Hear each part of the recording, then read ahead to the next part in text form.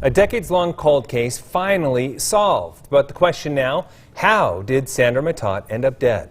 Over the past week, ABC4 News has been reporting on Matott, who, after 42 years, was identified as the Jane Doe of Millard County. Now her family believes they know who killed her. Each missing person has a family, and for them, the search continues. ABC4's Marcos Ortiz joining us in studio with tonight's Missing in Utah.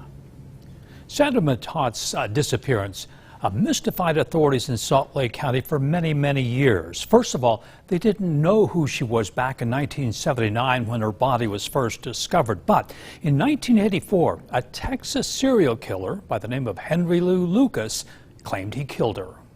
According to Lucas, they picked her up down around San Bernardino, California.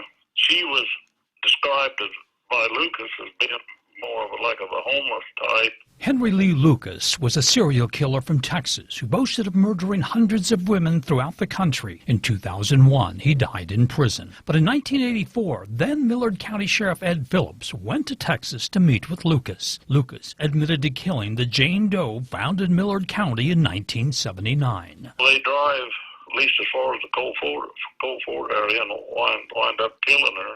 There's always been a question of how much information that he may have been fed, but he told a pretty good story. Phillips said he left Texas with some doubts about Lucas. The serial killer later confessed to the 1978 murder of Marla Sharp in Provo. Decades later, the Utah Cold Case Coalition began investigating Lucas and his claims. And one of them was a Jane Doe down in Millard County.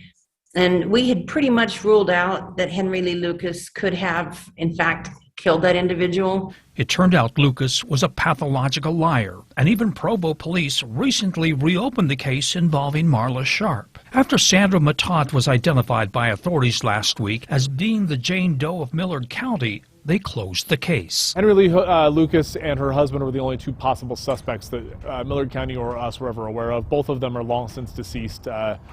At this point, there is nothing to follow up on. Warren Matott died in 1999. Police say he first reported her missing and then disappeared. But her family is convinced Warren Matott killed his wife. That person is dead, and he would never confess doing it, but we know. We know who it was by the lies that he told, and when we finally figured out he was telling lies. In 1999, her older brother was at Warren Matott's deathbed, hoping he'd give them an answer as to where her remains were.